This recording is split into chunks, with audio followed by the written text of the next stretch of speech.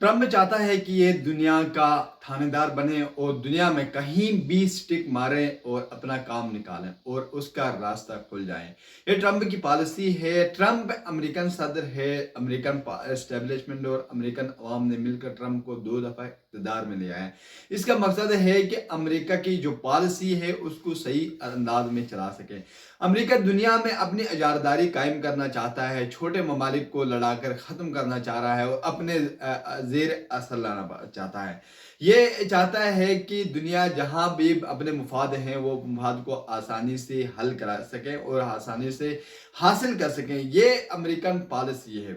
अब उस पॉलिसी के तहत ये काम कर रहे हैं, जैसे कि आपने पिछले दिनों देखा कि वेनेजुएला के अंदर उन्होंने ऑपरेशन करके सदर को उन्होंने उठाया, क्योंकि सदर अमेरिकन पॉलिसी और अमेरिकन धमकियों के अंदर नहीं आ रहा था। वो अपने जो रिसोर्सेज हैं, नेचुरल रिसोर्सेज हैं, वो अमेरिका के हाथों यरगमाल नहीं बनाना चाह रहा था, जिसके ऊपर उन्होंने एक्शन लेते हुए दिन दहाड़े जाकर उन्होंने एक थानेदार की हैसियत से काम करके उन्होंने वेनेजुएला के सदर को उठाया। इसका मकसद वेनेजुएला के सदर के साथ ज़ाती दुश्मनी नहीं थी, अलबत्ता अमेरिका चाहता था कि वहाँ के जो नेचुरल रिसोर्सेज हैं उसको हासिल कर सकें।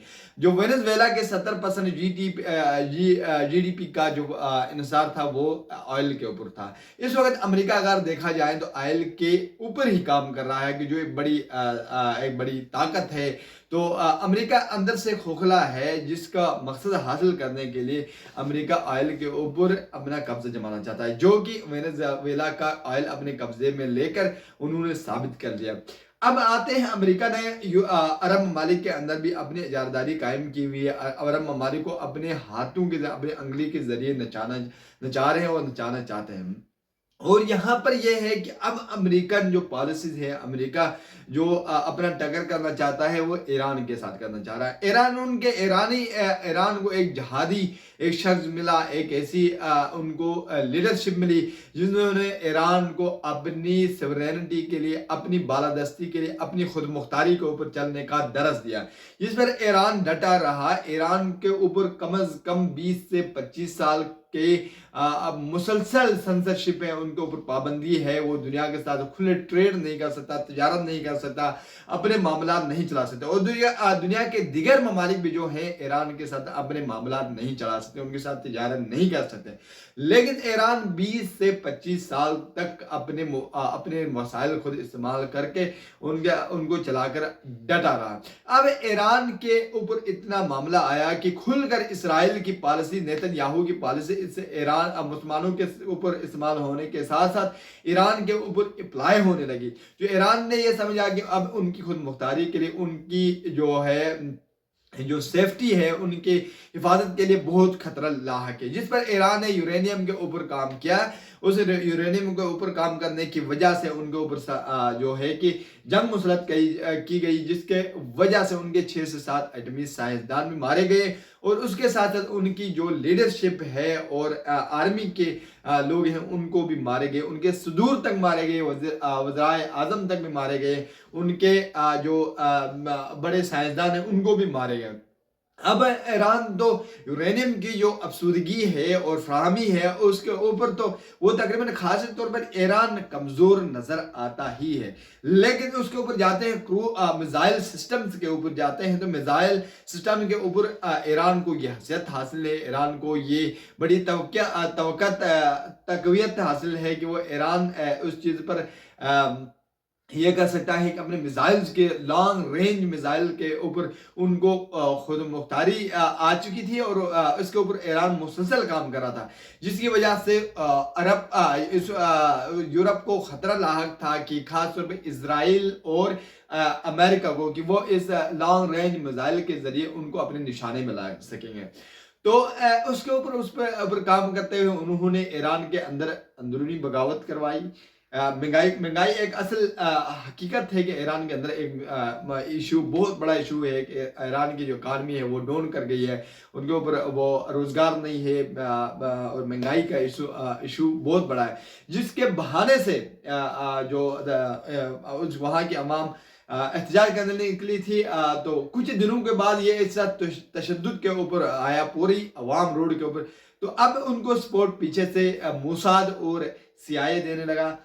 تو اس سے یہ سمجھ میں ایران کی خوش قسمتی سے ایران کے عوام کو یہ سمجھ میں آیا کہ اچھا یہ اس کا جو معاملہ ہے، اس کا نقصان ہے وہ ایران کی خود مختاری کے اوپر ہے۔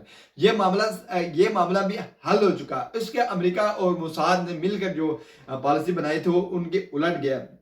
تو اس کے بعد اب امریکہ آیا ہے اس کے اوپر کہ ثالثی کے اوپر، اس کے اوپر اٹامک ڈیل کے اوپر۔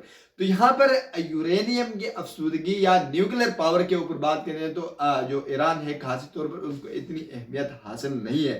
یہ کہ ہم یہ نہیں کہہ سکتے کہ ایران ایک ایٹمی پاور بنا ہوا یا بننے جا رہا ہے، اس کے اوپر کچھ قبل از وقت کچھ نہیں کہا جا سکتا۔ لیکن ہم آتے ہیں اس کے بعد تو جو میزائل سسٹم ہے، کروز میزائل، بیلسٹک میزائل اور ہائپر سونک میزائل ایران بنا چکا ہے، لانگ رینج میزائل، جس کے ذریعے ایران کو یہ توقع ملی ہے کہ ایران جہاں بھی ہٹ کر سکے مار سکتے ہیں۔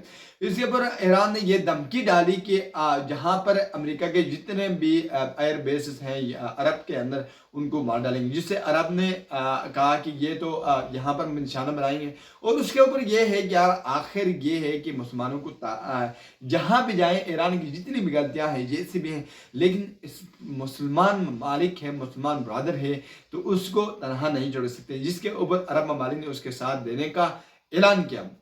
تو اب جو ڈیل ہونے جا رہی ہے وہ میزائل سسٹم کے اوپر امریکہ چاہتا ہے کہ آپ میزائل سسٹم کو کا جو پروگرام ہے اس سے دستبردار ہو جائیں، چھوڑ دیں کہ ہم آپ کو میزائل سسٹم دیں گے۔ یہاں پر آپ کو شارٹلی یہ کہنا چاہوں گا کہ امریکہ نے اس سے پہلے جتنے بھی دفاعی نظام جن ممالک کو دیے ہیں، سعودی عرب کو دیے ہیں، کویت کو دیے ہیں، UAE کو دیے ہیں، لیکن وہ اپنی مرضی سے استعمال نہیں کر سکتے۔ اوپر سے امریکہ نے کہا کہ یہ اپنی مرضی سے کہیں بھی استعمال نہیں کر سکتے، اس سے پہلے ہمیں اجازت لینی انتہائی لازمی، لیکن اجازت کہاں دیں گے؟ نہیں دے سکتے۔ تو اب ایران کو یہ کہتے ہیں کہ آپ میزائل سسٹم کو چھوڑ دیں، جیسے یوکرین کے ساتھ جو ڈرامہ بازی کی، آج یوکرین ختم ہوا تو ان کی مرہون منت ہوا۔ تو اب یہ کہتے ہیں کہ اب یہ ایٹمی جو بیلسٹک میزائل جو میزائل سسٹم ہے پروگرام کو سے دستبردار ہو جائیں، ہم اس کی پروٹیکشن دیں گے، ہم جتنا چاہیں گے ہم آپ کو دیں گے۔ لیکن یہ ایک بڑی سازش ہے ایران کے ساتھ۔ امریکہ نے جب بھی پالیسی اپنائی، جب بھی میٹھا کھلا کر اس کے اندر زہر ملا کر دیا، لیکن یہاں تو یہ نہیں ہوا کہ امریکہ نے ڈائریکٹلی کسی کے اوپر جنگ مسلط کی ہو۔